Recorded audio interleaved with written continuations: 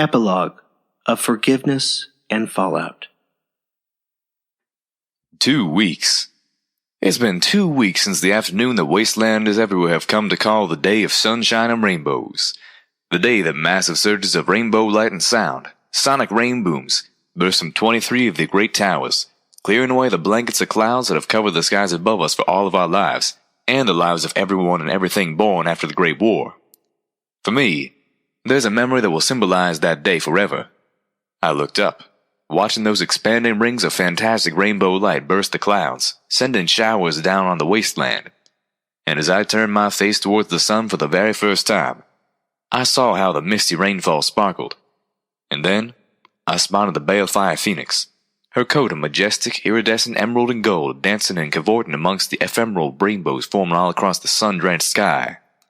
It was the single most beautiful sight I have seen in my long life. Thank you, little Pip, from all of us. Now, children, as you know, the sonic rain booms almost tore most of the remaining Enclave raptors out of the sky. The few that remain have returned to the sides of the Enclave's remaining thunderheads, and turned their firepower on the Pegasus ponies who have been rising up to throw off the Enclave's tyranny. The war is over, but it would appear that the war is just another prologue to another bloody chapter in equestrian history. Civil war tears apart the sky, and here below the remnants of Red Eye's armies have divided into war camps, each determined to carve out a swath of the wasteland as their own little empire, the ground soaked in violence and the blood of any pony who challenges them. But this time is different, children, because this time we have hope. Hope that the Equestria of tomorrow will actually be a better place than the Equestria of today, that we may actually know peace in our children's lifetime. Hope brought to us by our Lightbringer, yes. And more importantly, hope brought to us by ourselves, by our embrace of our nobler nature. Over the last few weeks, the actions of so many of you have shone more brilliantly than the sun itself, so much that it's made this old DJ cry. Children, old DJ Pony ain't never been prouder of you. Now listen up, children. Old DJ Pony's got a message for all you faithful listeners, and this one's important. The word of the day is forgiveness. We've all suffered at the hooves of the Enclave, and I know just how easy it will be to direct all of our hate towards every pony out there with wings. But the Enclave ain't every Pegasus, and even a great many of those in the Enclave weren't keen on what their leaders were doing. Many stood up against them, and many were murdered for it. We need to embrace our Pegasi sisters and brothers, welcome them. Things are going to be hard for them. Hell, hard for all of us. We need to show love, tolerance, and acceptance. We need to be the sort of ponies the stable dweller trusted and believed we could be. The sort of ponies you've proven you can be. The same message goes for the Alicorns. They ain't the monsters they used to be. They're ponies, hurt ones at that. Yes, there are several poisonous apples out there. Some of them just don't seem to know any other way. But most of those Alicorns are just lost. They're trying to figure out who they are, to reckon their place in the world. Not unlike a certain little unicorn who stepped hoof out of a stable less than 3 months ago. And there are some, more than just a few, who have chosen to side with the heroes of the wasteland. So if you see an Alicorn, keep your weapon loaded, but try talking first. You just might find a friend. Remember, children, it's the one great truth of the wasteland. We've all done something that we regret. We all need a little forgiveness. And that's the truth of the matter. And with that said, I've got a special treat for all you faithful listeners out there. I have here in the studio Velvet Remedy, here for a rare interview with yours truly. I know, I usually farm out interviews to my #1 assistant, but this is a special case, and Ahmed has been rather busy. But first, some news. The fires of Everfree Forest have finally died. Bizarrely, a lot of the forest, the trees at least, seem completely unharmed. Given time, the undergrowth is likely to grow back. However, I have it on good authority that the Applejack's Rangers have taken up a project to convert much of the forest area to farmland, pending negotiations with the Children of the Cathedral, a relatively non-hostile band of Red-Eye remnants who have made their home in the wreckage of the Thunderhead Overcast. In related news, hostilities between the Steel Rangers and the heroic offshoot, the Applejack's Rangers, seem to have ceased, save for a few localized pockets of fighting. Apparently, the threat of genocide from above has helped put their conflict into perspective. Fierce battles continue throughout the ruins of Philadelphia, most notably between Talon mercenaries and the emerging Red-Eye Remnant's warlords. Unless your checklist of things you need to do by the end of the day includes violence and bloody dismemberment, I strongly advise you to keep out of Philadelphia for the foreseeable future. If you are amongst those civilians still trapped inside the ruins, seek out the nearest talent not engaged in active hostilities. If at all possible, the Griffin will do his or her best to get you out of the war zone. Now, as many of you know from my first return broadcast, all those mysterious towers turned out to be part of a pre-war weather control system called the Single Pegasus Project. And that little Pip, the mayor I formerly referred to only as the Stable Dweller, and other titles, is currently placed under an induced coma, hooked into that system. Additionally, Celestia herself is bound, in mind and soul, into the SPP security system. So, I guess every pony who believed that Celestia was up there somewhere looking down on us was right. And that brings us to a bit of good news, and a bit of bad news. You see, children, little Pip was willing to sacrifice everything she had for all of us. Her friends honor that, but they're doing all they can to mitigate the price. 'Cause that's what friends do. They help each other, best they can. Despite the best efforts, it doesn't appear that control of the Single Pegasus Project security and weather control system can be integrated. Turns out, even if we had the technology, attempting to install it would require a full shutdown, and tear apart several components of the Crusader mainframe. And that ain't an option. The good news, however, is they've rigged up enhanced communication between the disparate systems.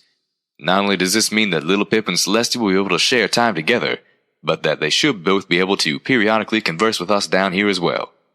Sunlight and Celestia herself have been returned to the wasteland.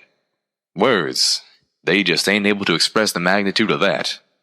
And, in a bit of further good news, the first message from Little Pip to all of us has been received. Now, it's a bit of a mess due to the way it was mentally transcribed, but the Twilight Society's expert in memory magic, a pony who I will add as a trusted friend, has taken it upon himself to sorta edit the memory dump, and we expect to have that message available for everyone living in the wasteland within another 2 weeks. And before you ask, my friend has assured me that the editing being performed will not diminish the message in any way. That ain't gonna be a short message by any stretch, but that no pony needs to know about every time Little Pip ate or had a bowel movement. To my friend, I can only say, I applaud your sacrifice. Finally, a bit of personal news. I, your voice in the wasteland, am going away again. Now, hopefully, it will not be for as long as my last vacation, and it is definitely under better circumstances. You see, children, now that the war is over and the sky is opened, I've got a quest of my own to undertake. A role in the good fight that demands my personal attention. I'll report in whenever circumstances allow, but this may be the last bit of news you hear for a little while. Now, I hear some of you faithful listeners asking, "Hey, DJ Pony, does that mean that Little Pip is up there keeping an eye on all of us too, like a new benevolent goddess?" Well, I can tell you she wouldn't much care for the comparison, and the last thing she wants to be is prayed to. That's not a role she seeks for herself. Plus, I have it on good authority that she'll be getting some long and well-deserved rest. On the other hoof, even though I know she ain't that kind of pony, I'd still hesitate to throw round the old "may lightning strike me if" phrase quite so casually now. And I, for one, am already building up my stockpile of colorful Little Pip swears. And on that note, I introduce Velvet Remedy. Hello, medical pony. May I call you Velvet? Of course you may. We're going to be traveling together for quite a while. Familiarity is expected. Ah, yes. As it turns out, faithful listeners, Velvet here will be accompanying me on my little sojourns. And her husband will be joining us, Calamity, hero of the Battle of Dragon Mountain. How is Calamity doing after his surgery, VR? Can I call you VR? No. And he's recovering quite nicely. The implants are compensating for the permanent muscle damage, and I believe that he will regain full flying capabilities with sufficient exercise and nagging. Ah, yes, the nagging. I suspect that is the most crucial element to recovery. Did I hear you say enhanced communication? Well, that explains it. I thought I heard Ahmed say something about the towers, spare parts from Stable 29, and a threesome. Hey, is it my fault the mayor's a perv? Not touching that one, and you know why. Haha. Anyway, let me just first say how joyous it is to hear your broadcast that morning 2 weeks ago. Old DJ Pony ain't never been so happy to be upstaged. What? I didn't. You weren't even... Whoa, just a joke. But it's no joke that your voice was a blessing in a pretty dark hour. Oh, why, thank you. I just did what I could. And from what I hear, you got a little quest of your own that you're meaning to take on before we all begin our little adventure. Why don't you tell us a little bit about that? Yes, we're going to try to save Fluttershy. Fluttershy was one of Equestria's greatest heroes, and eventually became one of the Ministry Mayors. The Mayor of the Ministry of Peace, to be specific. She was the gentlest healer and kindest soul that Equestria has ever known. Yes, she made mistakes, errors in judgment that played a role in the apocalypse. But her mistakes were born of kindness and a genuine effort to save lives. The portal to hell is open with incantations of good intentions, and what she has suffered in the last 2 centuries has been beyond the pale. The punishment has far exceeded any crime. It's tragically a wasteland specialty. Fluttershy sounds like a pony the equestrian wasteland really needs. What happened, and how can she be saved? 2 centuries ago, she was brutally transformed by Killing Joke. It may be possible to reverse that cruel magic and save her. For the last week, Zenith has been working on a brew, a modification of an old recipe to relieve the transformations caused by Poison Joke. And it's finally ready. Morningfrost has volunteered to fly us out. I don't want Calamity pulling a sky chariot until he's fully recovered. The fires of the Everfree Forest should have cleansed the area of Killing Joke, but we're not taking any unnecessary chances. Now, Velvet, I hate to bring this up, but it has been 200 years. What is the chance that this will ever work? And even if it does, she might not survive the transformation. She might die of old age the moment she's restored. I know, but Fluttershy deserves our efforts to try. And even in the worst case, she deserves peace. After 200 years of undeserved torment. Sorry, please, give me a moment. Take your time.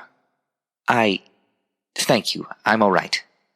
Hey, no problem. This is understandably emotional. You were saying? Yes. I was about to say, just in case, we've created a recording that we're going to play for her before we attempt this. The recording's from all of us. I believe your assistant Homage took part in making it, and helped Little Pip and Celestia add their voices as well. The recording lets Fluttershy know that we love her, and perhaps more importantly, that for the mistakes she's made, she is forgiven. We're going to play this for her before we try the brew. And afterwards, if we're not successful in saving her, then the recording will be integrated into a gravestone marker set to play once a week at sunrise for the next 10 years. That's kind of beautiful. Of course, I really hope that isn't necessary. Again, thank you.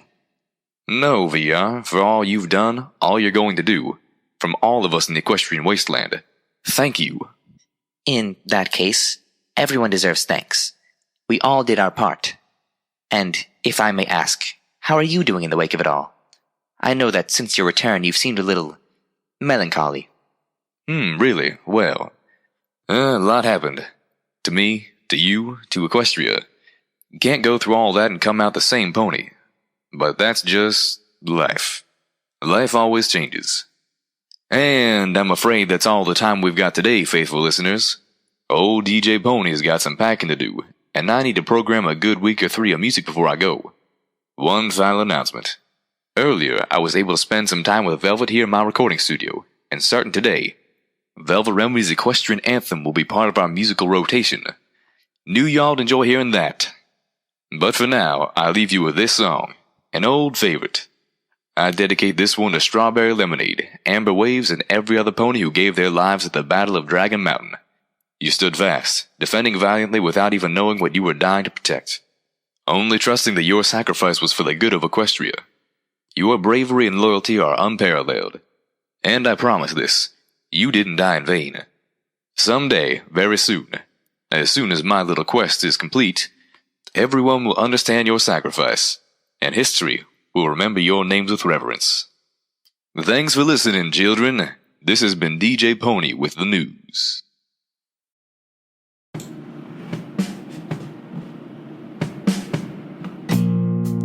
I wanna calm the storm, but the war is in your eyes. How can I shield you from the horrors and the lies?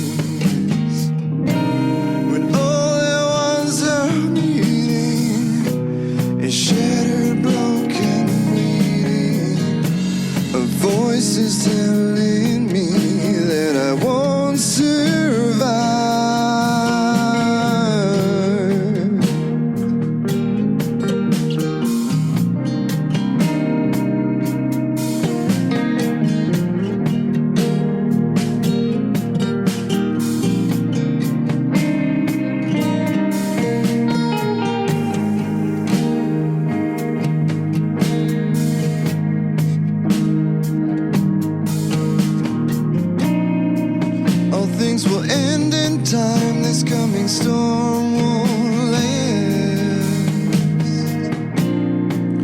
Or should we live as though our desires could change the past?